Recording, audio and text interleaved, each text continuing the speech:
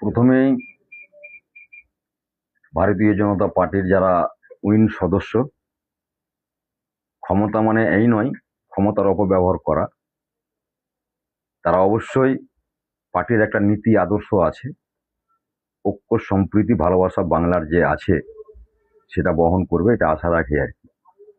যারা এই উইন হয়েছেন, কাজ করার দায়িত্ব পেয়েছেন, তাদেরকে ধন্যবাদ। এবং আমাদের বাংলার যে কৃষ্টি কালচার অবশ্যই সেটার মাথায় রাখবেন আর কি। যেহেতু রাজ্য সভাপতি,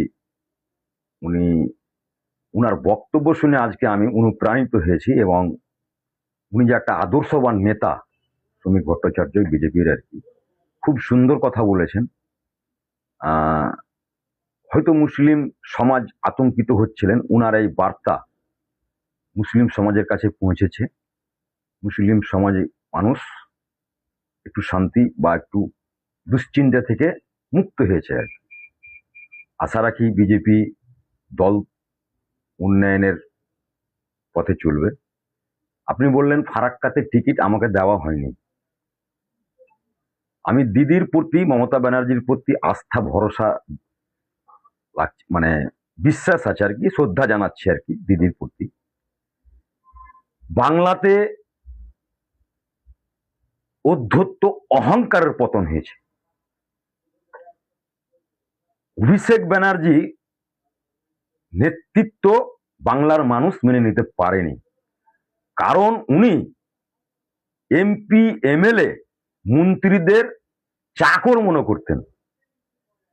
ও রাজা আর আমরা চাকর। কামাকি স্ট্রিটে দেখা করতে গিয়েছি, 2 ঘন্টা বসেছি ওর কর্মচারীর সঙ্গে দেখা করার জন্য। ওর সঙ্গে, চাঁদের সঙ্গে দেখা হবে, অভিশাপের সঙ্গে দেখা হবে না। এই অভিষেক ব্যানার্জির জন্যই তৃণমূল দলটা ধূলিসাৎ হলো। প্রথম ফেজের যখন ভোট হয় উত্তরবঙ্গ থেকে আর কি 152টা সিটে, তখন আমি বলেছিলাম 75 থেকে 80টা সিট বিজেপি পাবে। ভোট হয়নি তার আগেই বলেছিলাম 29শে এপ্রিল যে ভোটটা হলো আর কি, দ্বিতীয় ফেজে আর কি, তখন আমি বলেছিলাম কি বিজেপি 50 থেকে 60টা পাবে। এগুলো ভবিষ্যৎবাণী নয়, এটা মানুষের সঙ্গে বিভিন্ন মহল থেকে আমরা আত্মীয় স্বজন, বন্ধু বান্ধব, ব্যবসায়ী রিলেশন আর কি। একমাত্র তৃণমূল কংগ্রেসের পতন অভিষেক ব্যানার্জির জন্য হয়েছে। আমার মতে অভিষেক নয়, অভিশাপ। 74টা রানিং বিধায়ককে বাদ দেওয়া, কিন্তু বাচ্চা ছেলের মতন ছেলাখেলাম করছিল আমাদেরকে নিয়ে, যোগ্য সম্মান দিতে শেখেনি। অভিষেক ব্যানার্জি আমার চাইতো 10 বছরের ছোট। অধ্যত্ত অহংকারের পতন হয়েছে। এখনো যেটুকুন তৃণমূল আছে, অভিষেকের নেতৃত্বে তৃণমূল দল চলতে পারে না। অভিষেক ব্যানার্জিকে বাংলার মানুষ প্রত্যাখ্যান করেছে এবং অনেক এমএলএ এমপি এখনো তৃণমূলের, যদি বিজেপি দরজা খুলে দেয় শূন্য হয়ে যাবে। শূন্য হওয়ার কারণ অভিষেক ব্যানার্জি। অভিষেক ব্যানার্জির উচিত যেখানে যেখানে রানিং ক্যান্ডিডেট দেয়নি বা জিততে পারেনি, তাদের পা ধুয়ে ক্ষমা চাওয়া উচিত। এতটাই অধ্যত্ত অহংকার। উনি ভুলে গেছিলেন নিজের প্রত্যেক সম্পত্তি মনে করেছিলেন অভিষেক ব্যানার্জি। এতটা অধ্যত্ত অহংকার উপরওয়ালাও পছন্দ করে না, ভগবানও পছন্দ করে না।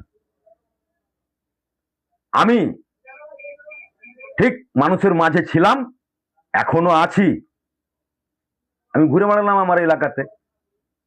ফারাক্কাতে আমি মনে করি যিনি জিতেছেন কাজ করবেন, কিন্তু কাজ করার মানসিকতাও থাকবে না, নেই। আর কাজ করার মতন ওরকম জ্ঞানও নেই, মাঠে ময়দানে লড়াই দিতে পারবে না। আজকেই অনেক জায়গাতে অনেক কিছু হয়েছে, তো উনি আজকে বিধায়ক হয়েছেন, উনাকে না ফোন করে আমাকে ফোন করছে। এবার আমি বললাম ভাই, আমি বর্তমানে যে শাসনভার বা দায়িত্ব পেয়েছে তাকে করে ও আর কি করবে, যার বিরুদ্ধে অক্ষর বিদ্যা জ্ঞান নেই, ফারাক্কাটা উন্নয়নের দিক থেকে পিছিয়ে গেল আর কি। আমি মনে করি সুনীল চৌধুরী যদি জিততো ফারাক্কাতে, তাহলে যেহেতু আমাদের ফারাক্কা মুর্শিদাবাদের মধ্যে ইন্ডাস্ট্রির বেল যদি বলা যায়, তাহলে ফারাক্কা, এখানে এনটিপিসির মতো সংস্থা আছে, ব্যারেজের মতো সংস্থা আছে, আম্বুজা সিমেন্ট আদানি কোম্পানির আছে, লকগেটের মতন সংস্থা আছে। এই সব জায়গাগুলোতে যদি উন্নয়নটাকে যদি মানুষ দেখতো, তাহলে সুনীল চৌধুরী বেস্ট ছিল এখানে।